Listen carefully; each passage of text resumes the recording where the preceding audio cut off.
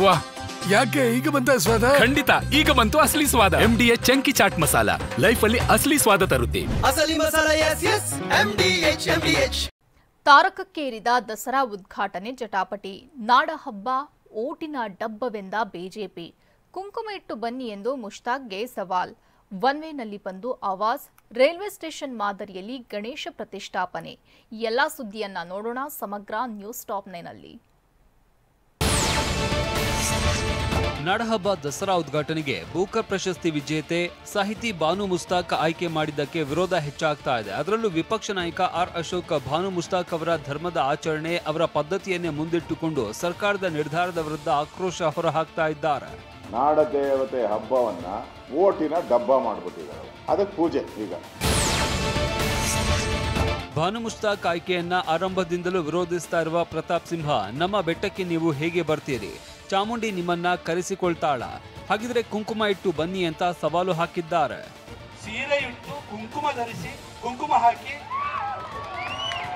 ಹುಡುಗೆ ಮಲ್ಲಿಗೆ ಹೂವನ್ನು ಹಾಕಿ ನೀವು ಬನ್ನಿ ಮೇಡಮ್, ನಾವು ಬೇಡ ಅಂತ ಹೇಳಲ್ಲ. ಮಾಜಿ ಮುಖ್ಯಮಂತ್ರಿ DV ಸದಾನಂದಗೌಡ ಕೂಡ ಧಾರ್ಮಿಕ ಆಚರಣೆ ಬಗ್ಗೆ ಪ್ರಸ್ತಾಪಿಸಿದ್ದಾರೆ. ಮತ್ತೊಂದು ಕಡೆ ಅಶ್ವಥ್ ನಾರಾಯಣ್ ಧಾರ್ಮಿಕ ಆಚರಣೆ ಮೇಲೆ ನಂಬಿಕೆ ಇಲ್ಲದವರಿಂದ ಉದ್ಘಾಟನೆ ಎಂದಿದ್ದಾರೆ. ಇನ್ನು ಸಂಸದ ಯದುವೀರ್ ಕೂಡ ಭಾನು ಆಯ್ಕೆಯನ್ನ ವಿರೋಧಿಸಿದ್ದಾರೆ. ಯಾರಿಗೆ ಯಾವ ಧರ್ಮದ ಬಗ್ಗೆ ನಂಬಿಕೆ ಇಲ್ಲೋ ಆ ನಂಬಿಕೆ ಇಲ್ಲದಂತ ವ್ಯಕ್ತಿಗಳ ಕೈನಲ್ಲಿ ಬೇರೆ ಹಲವಾರು ಕಾರ್ಯಕ್ರಮಗಳಿದಾವೆ ಉದ್ಘಾಟನೆ ಮಾಡಲಿಕ್ಕೆ. ಒಂದು ಸೆಕ್ಯುಲರಿಸಂ ಏನು ತೋರಿಸ್ಬೇಕಾಗಿದೆಯೋ, ಎಲ್ಲಿ ಸೆಕ್ಯುಲರಿಸಂ ತೋರಿಸ್ಬೇಕಾಗಿದೆಯೋ ಅಲ್ಲಿ ತೋರಿಸಿ.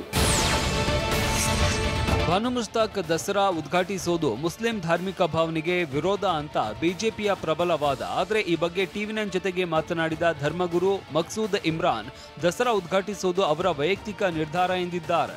ಇಲ್ಲಿ ಉದ್ಘಾಟನೆಯಲ್ಲಿ ಹೋಗೋದಕ್ಕೆ ಏನೂ ಪ್ರಾಬ್ಲಮ್ ಇಲ್ಲ. ಈ ಥರ ಮಸೀದು ಉದ್ಘಾಟನೆಯಲ್ಲಿ ನಮ್ಮ ಹಿಂದೂಸ್ ಬಂದರೆ ಅದನ್ನು ಪ್ರಾಬ್ಲಮ್ ಇಲ್ಲ. ಆ ಥರ ಅವರು ಹೋಗಿದ್ರು, ಅವರು ವ್ಯಕ್ತಿಗತ ಡಿಸಿಷನ್. ಹೋಗೋದಕ್ಕೆ ಅವ್ರದ್ದು, ಹೋಗಲಿಲ್ಲ ಅಂದರೆ ಅವರೇ, ಅವರು ಏನು ಡಿಸಿಷನ್ ಐತೆ ಅವರು ಸೆಲ್ಫ್ ಡಿಸಿಷನ್ ತಗೊಳ್ಳಿ. ಒನ್ ವೇನಲ್ಲಿ ಬಂದು ಆವಾಜ್ ಹಾಕಿದ್ದ ಚಾಲಕನ ಕಾರನ್ನ ಹೈಗ್ರೌಂಡ್ಸ್ ಸಂಚಾರಿ ಪೊಲೀಸರು ಸೀಸ್ ಮಾಡಿದ್ದಾರೆ. ಆಗಸ್ಟ್ 26ರಂದು ಕುಮಾರಕೃಪಾ ರಸ್ತೆಯಲ್ಲಿ ರಾತ್ರಿ 9ರ ಸುಮಾರಿಗೆ ಒನ್ ವೇನಲ್ಲಿ ಚಾಲಕ ಅಮಿತಾಬ್ ಬಂದಿದ್ದ. ಇದನ್ನ ಇತರೆ ವಾಹನ ಚಾಲಕರು ಪ್ರಶ್ನಿಸಿದಾಗ ಕಿರಿಕ್ ಮಾಡಿ ಆವಾಜ್ ಹಾಕಿದ್ದ ವಿಡಿಯೋವನ್ನ ಆಟೋ ಚಾಲಕ ಟ್ವೀಟ್ ಮಾಡಿದ್ದ. ಇದರ ಆಧಾರದ ಮೇಲೆ ಕಾರ್ ಸೀಸ್ ಮಾಡಲಾಗಿದೆ. ಟ್ರಾಫಿಕ್ ನಿಯಮ ಉಲ್ಲಂಘಿಸಿದವರಿಗೆ ದಂಡದಲ್ಲಿ 50% ರಿಯಾಯಿತಿ ನೀಡಿರುವುದಕ್ಕೆ ಬೆಂಗಳೂರಿನ ವಾಹನ ಸವಾರರಿಂದ ಭರ್ಜರಿ ರೆಸ್ಪಾನ್ಸ್ ಸಿಕ್ಕಿದೆ. 7,43,160 ಬಾಕಿ ಕೇಸ್ಗಳಿಗೆ ವಾಹನ ಮಾಲೀಕರು ದಂಡ ಪಾವತಿಸಿದ್ದಾರೆ. ಒಂದು ವಾರದಲ್ಲಿ 21,86,00,000 ರೂಪಾಯಿ ಬಾಕಿ ಹಣ ಪಾವತಿಸಲಾಗಿದೆ. ಸೆಪ್ಟೆಂಬರ್ 9ರವರೆಗೆ ಬಾಕಿ ದಂಡ ಪಾವತಿಸುವುದಕ್ಕೆ ಸಮಯ ಕೊಡಲಾಗಿದೆ.